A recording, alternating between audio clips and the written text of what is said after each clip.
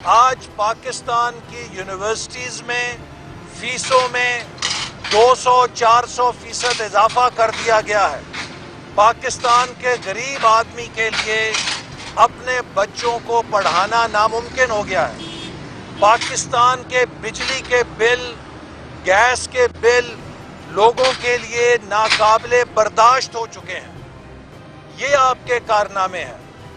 آج آپ قوم کو بھاشن دے رہے ہیں کہ ہماری حکومت بڑے کام کر رہی ہے۔ کون سے کام کر رہی ہے؟ پچھلی حکومتوں کے منصوبوں پر اپنے لیبل لگا کے آپ لوگوں کو دھوکہ نہیں دے سکتے۔ احساس پروگرام وہی ہے جس کو پہلے بسپ پروگرام کہا جاتا تھا۔ اس کے تحت لوگوں کو ماہانہ مالی امداد ملتی تھی۔ آپ نے اس کا نام بدل دیا، احساس پروگرام رکھ دیا۔ اس میں آپ کا کیا کارنامہ ہے؟ ہیلتھ انشورنس نواز شریف صاحب کے دور میں شروع ہوئی، اس کے کارڈ لوگوں کو دیے گئے۔ آپ نے یہ کام کیا کہ اس ہیلتھ انشورنس اسکیم کو ختم کر کے اپنے پارٹی کے جھنڈے کے ساتھ نئے کارڈ بنا کے جاری کر دیے۔ نواز شریف صاحب کے دور میں پرائم منسٹر یوتھ پروگرام شروع کیا گیا جس میں نوجوانوں کو قرضے دیے جاتے تھے۔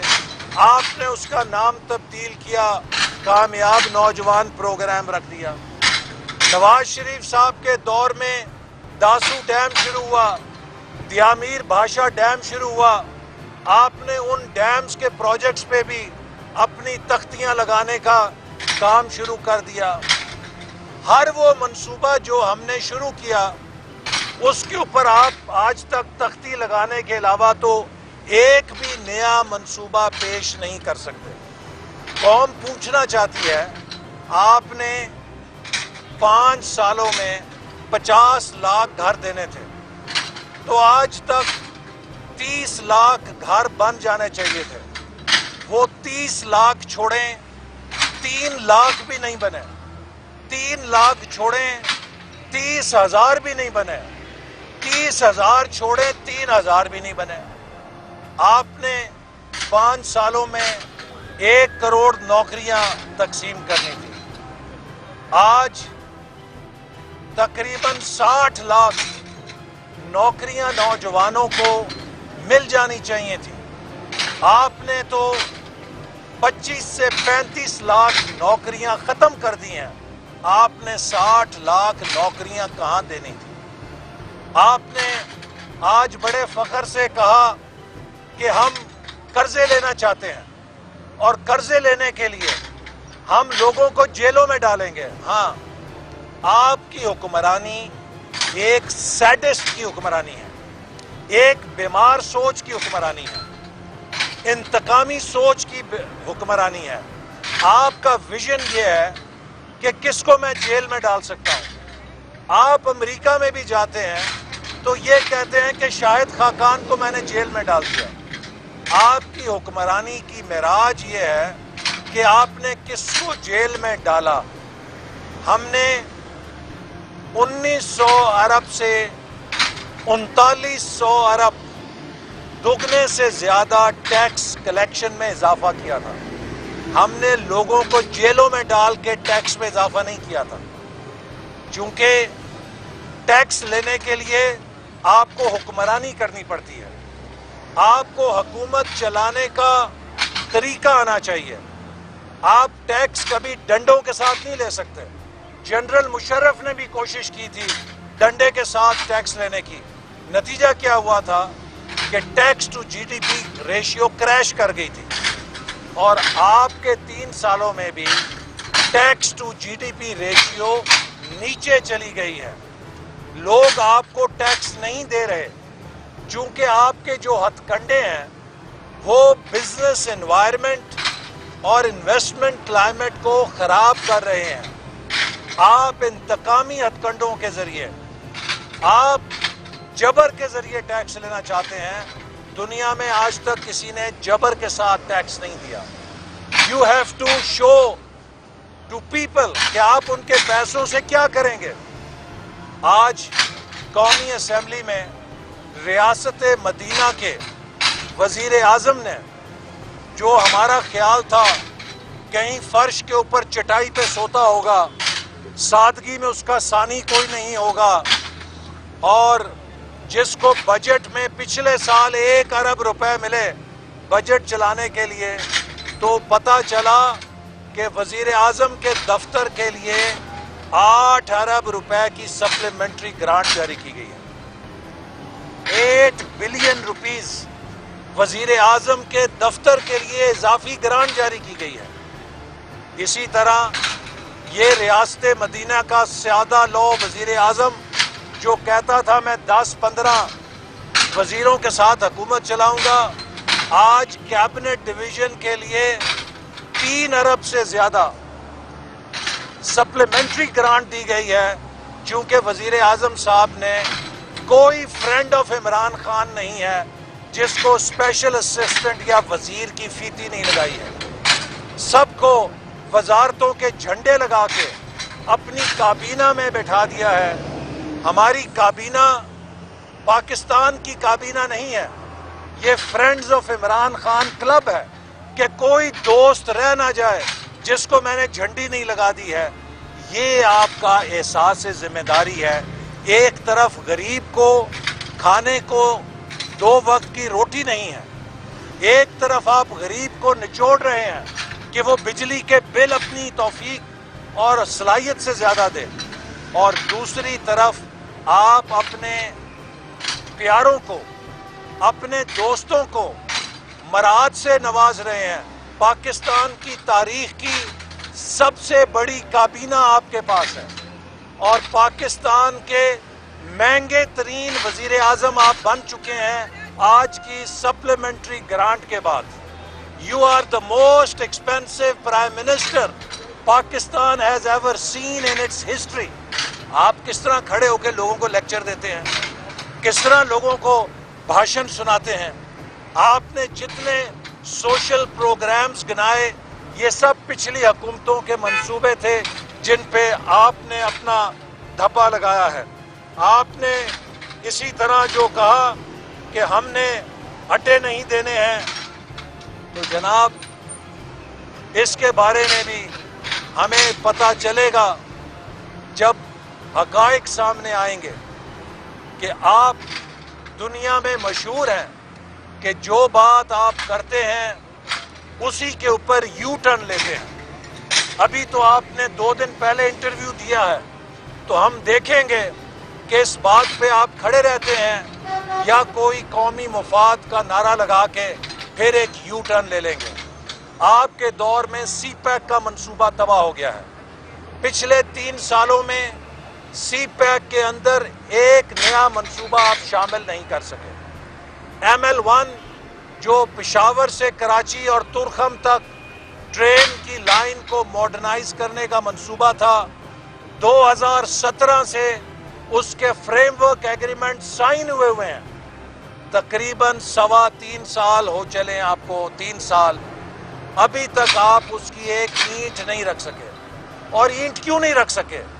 کہ وہ منصوبہ جو 1119 ارب روپے کا ہے، آپ نے اس کے لیے بجٹ میں صرف 8 ارب روپے رکھے ہیں۔ اس منصوبے کی داڑھ بھی گیلی نہیں ہو سکتی اس 8 ارب روپے سے۔ اس ایلوکیشن کے ساتھ 186 سال لگیں گے ML1 کو مکمل کرنے کے لیے۔ آج پاکستان کو بدترین گیس کرائسس کا شکار ہے۔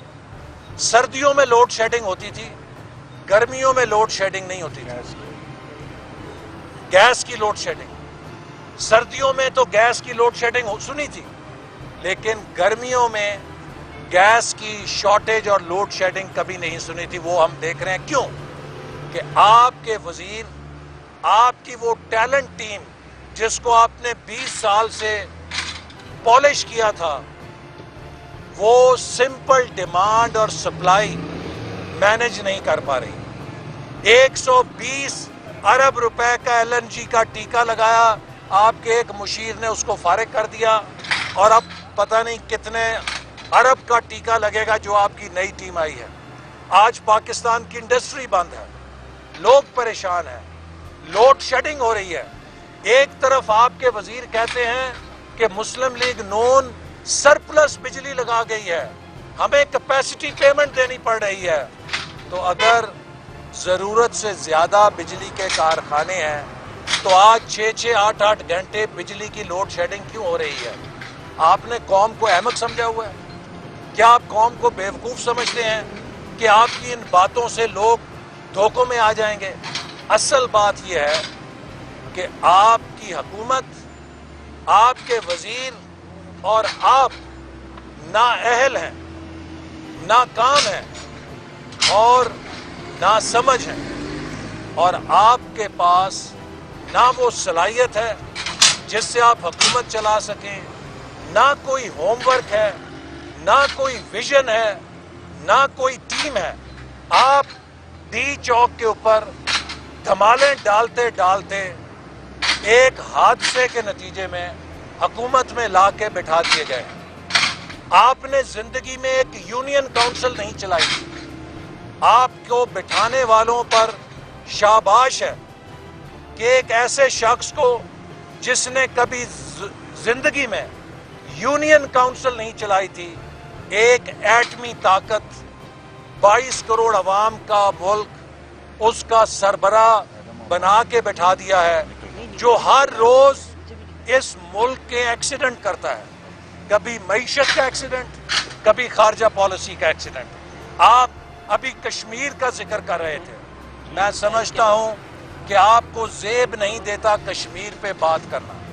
قومی اسمبلی نے یہ قرارداد پاس کی تھی 2 سال پہلے کہ اسلامی سربراہی کانفرنس فوری طور پہ کشمیر کے مسئلے پہ بلائی جائے. 2 سال ہو گئے ہیں, آپ نہ اسلامی سربراہی کانفرنس کا خصوصی اجلاس بلا سکے ہیں, نہ آپ اسلامی وزرائے خارجہ کا اجلاس پاکستان میں کر سکے ہیں. آپ تو اسلامی ممالک کے چپڑاسیوں کی کانفرنس بھی نہیں بلانے کے قابل رہے ہیں.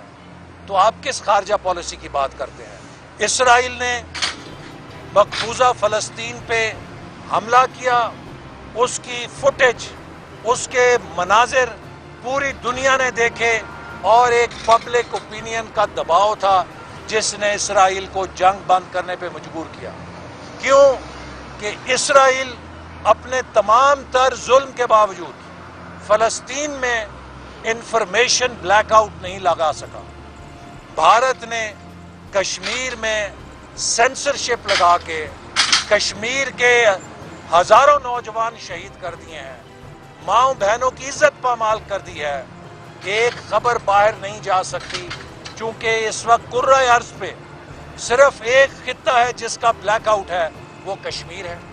آپ کی حکومت یہ بھی دنیا کے سامنے پیش نہیں کر سکی کہ دنیا کا دباؤ ڈالا جائے بھارت سے کہ وہ وہاں پر انفارمیشن بلیک آؤٹ ختم کرے, تاکہ دنیا کو پتہ لگے کہ کشمیر کے اندر کیا صورتحال ہے, کشمیر کے اندر کیا مظالم ہو رہے ہیں. آپ ہر مسئلے کو ترجمانوں کے اجلاس سے اور سوشل میڈیا کے ٹرینڈ سے حل کر سکتے ہیں, اس سے زیادہ آپ کی کیپیسٹی نہیں ہے.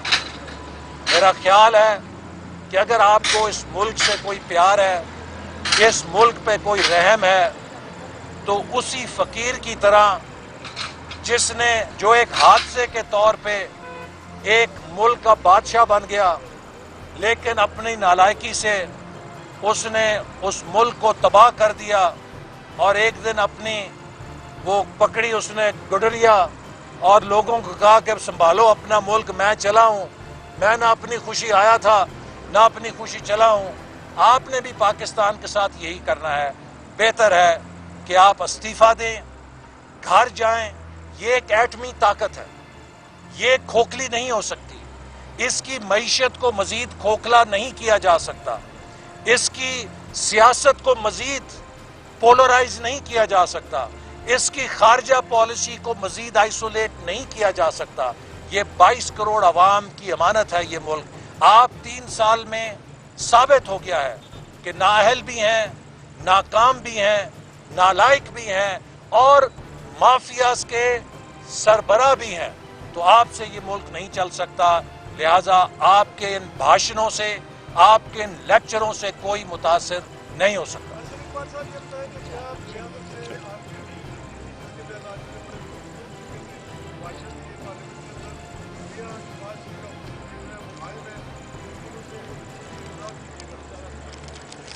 میں سمجھتا ہوں کہ آج جو وزیر اعظم نے وہاں پہ تقریر کی ہے وہ اسی اسپرٹ میں کی ہے کہ جو لیڈر آف اپوزیشن نے وہاں پر تقریر کی تھی، اور ہم نے یہ فیصلہ کیا تھا کہ ان کو ایکسپوز کیا جائے. یہ بتائیں کہ آج قوم کے سامنے ایکسپوز ہوئے ہیں کہ 3 سال بعد بھی وہی باتیں کر رہے ہیں جو پہلے سال کر رہے تھے.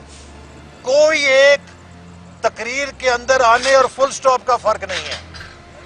مجھے نہیں پتا، میں نے پوری نہیں سنی کہ مغرب کے بارے میں فلسفہ آج بیان کیا یا نہیں کیا، کہ میں مغرب کو جتنا جانتا ہوں کوئی نہیں جانتا.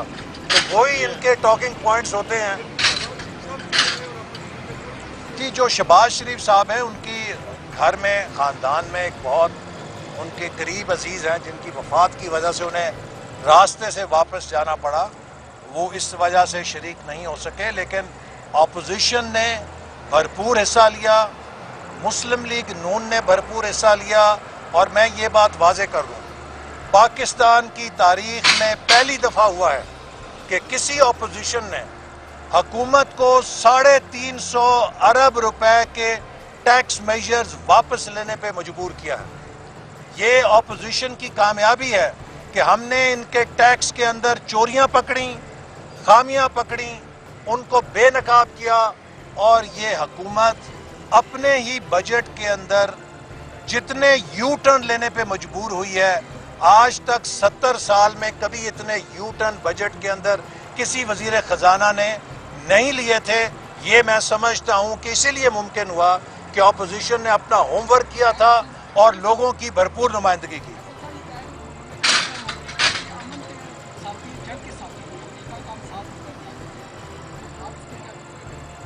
پاکستان اس خطے میں امن کے لیے اپنا کردار اسے ادا کرنا چاہیے. ہمارے لیے سب سے اہم مفاد پاکستان کا اپنا امن ہے. ماضی میں بھی ہم نے ہمیشہ یہ کہا ہے کہ ہمیں غیروں کی جنگوں میں نہیں ملوث ہونا چاہیے. آج عمران خان صاحب جن مشرف صاحب کے اوپر سارا ملبہ پھینک رہے تھے، یہ انہی مشرف صاحب کے ریفرینڈم میں ان کے مددگار تھے.